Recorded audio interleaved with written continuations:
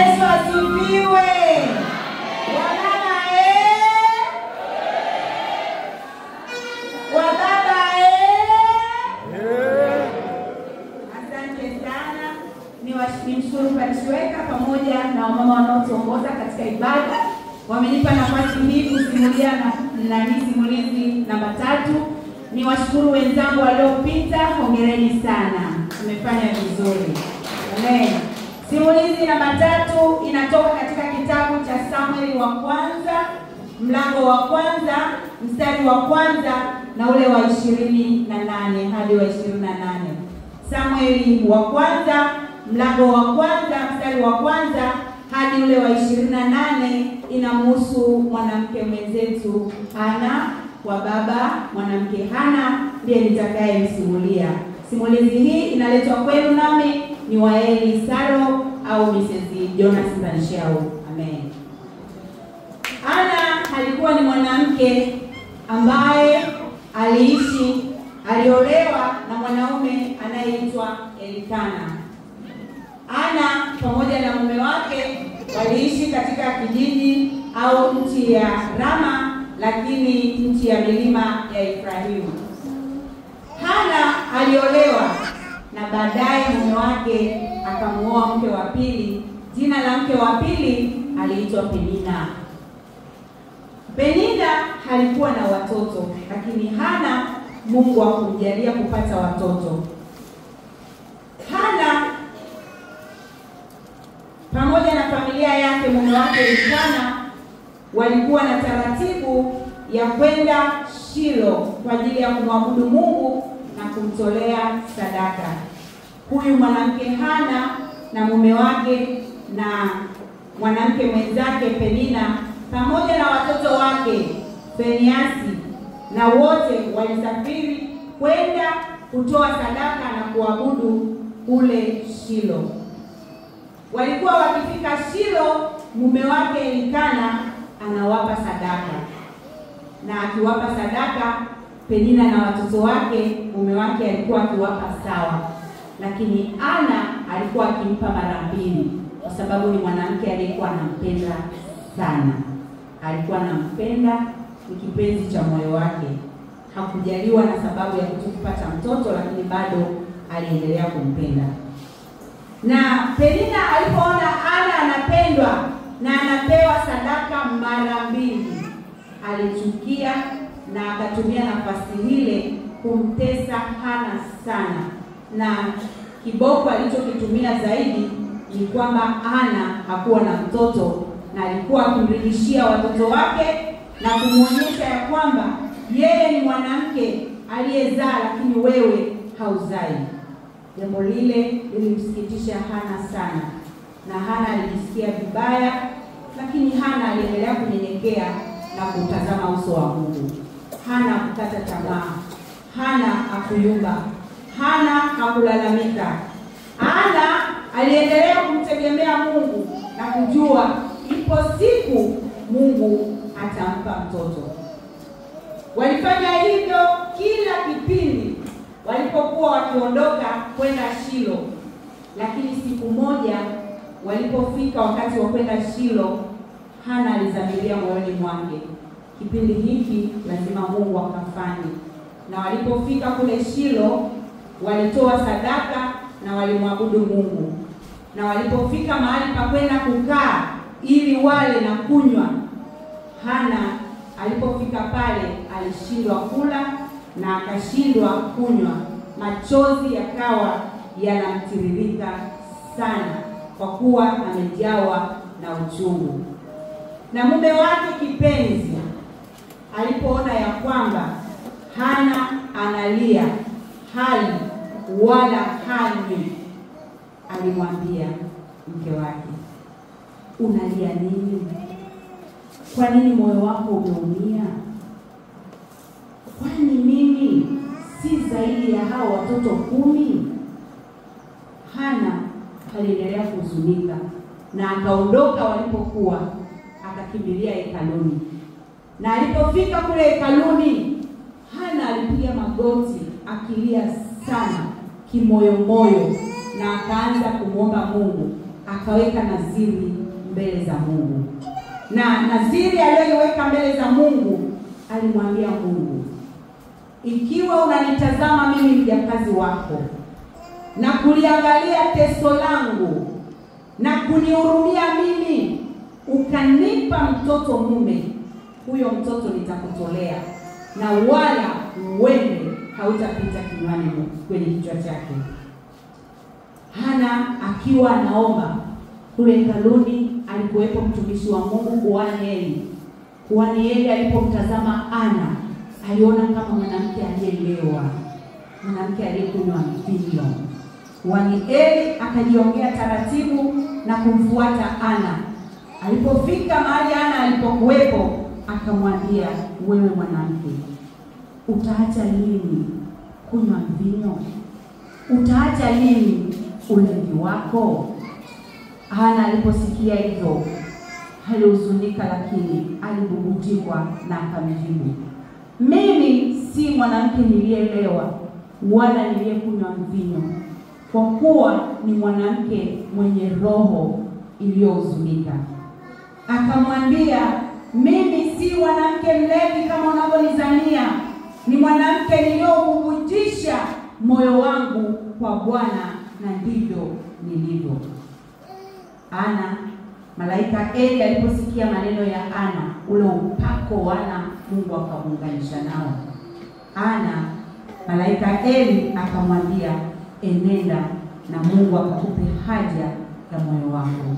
Pale Hana akanyanyuka kwa furaha kubwa, akijua ya kwamba amepokea kile alichobarikiwa nacho.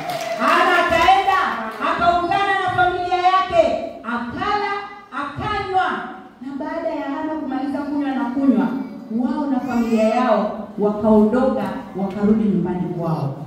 Walipofika nyumbani kwao, mume wake Elikana na Hana akamjua mke wake.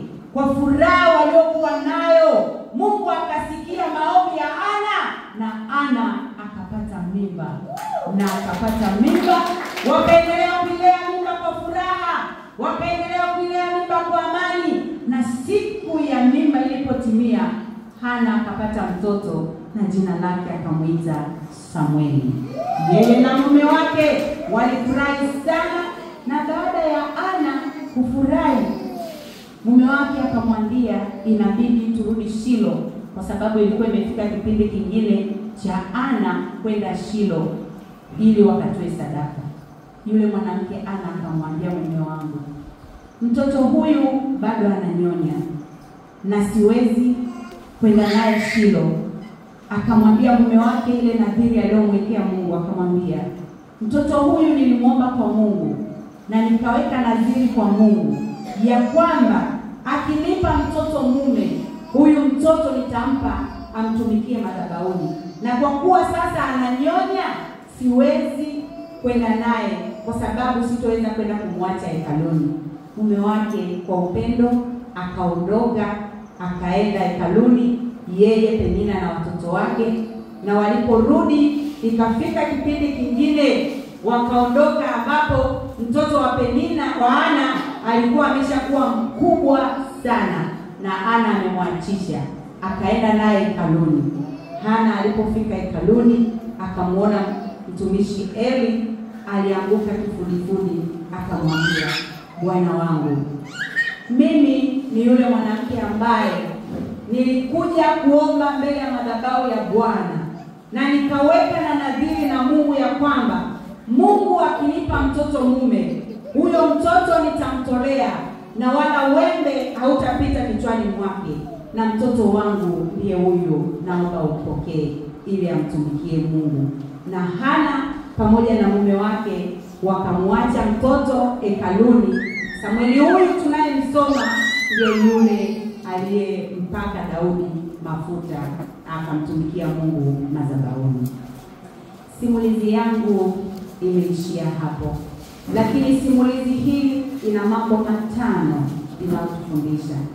Jambo la kwanza, tunapopita katika jaribu lolote katika maisha yetu, tuamini kwamba Mungu analiona hilo jaribu, na ameliruhusu ili lije kwako liwe faida au limuinue Mungu ndani yako na kwa jamii inayokuzunguka.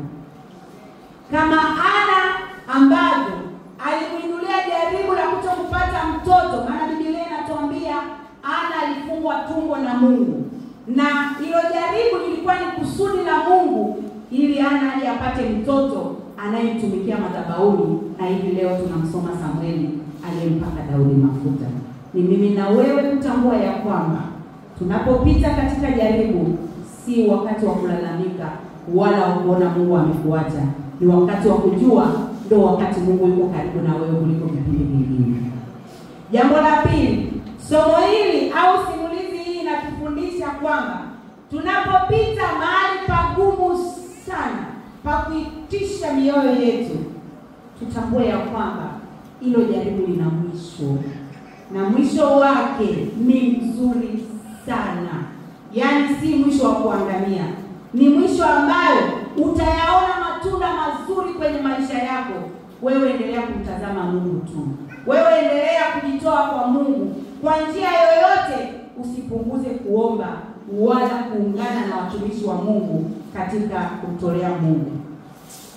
Namba 3, simulizi hii inatufundisha kila wakati na siku tunapopata jambo la kutuumiza, kila wakati tuendelee kumwomba Mungu na si kutangatanga.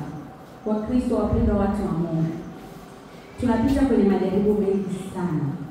Watu tumeacha makanisa, tunahangaika katika makanisa, tunahangaika kuwatafuta watumishi, tunahangaika kuwatafuta watu wa kutuwekea mikono. Usihangaike. Ulipo Mungu yupo. Bwana Yesu asifiwe. Mwambie jirani yako, ulipo Mungu yupo. Anakuona. Anataka kuhudumie. Unapoenda kuhangaika na kuambia watu mimi nina shida fulani, matokeo yake unakuja unakuta kwa watu, manake moyo wako unaendelea kuumia. Tukimwangalia huyu mwanamke mwenzetu Hana, hakuna mahali alienda ukasikia hata kuwani Heli alikuwa pale kaluni, alimpita pale mlangoni, akaingia patakatifu yeye peke yake, akamweleza Mungu peke yake. Hata kuhani yeye alipopita, tungekuwa na Wakristo wa sasa hivi, tungeanza kumwambia mimi sijaelewa, sina mtoto, naomba uniombee. Lakini alimwambia ni mwanamke niliyeumimina moyo wangu kwa Bwana. Manake akajua ya kwamba mwenye majibu yake si mwanadamu, ni Mungu peke yake. Bwana asifiwe.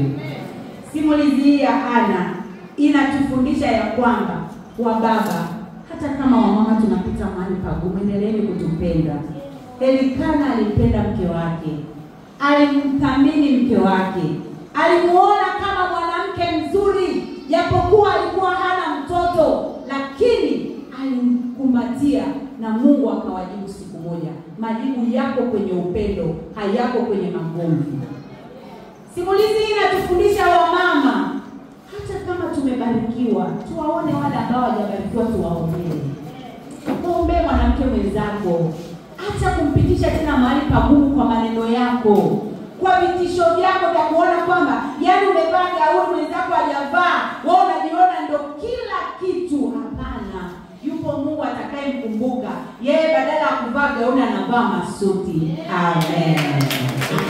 Asanteni na Mungu awabariki.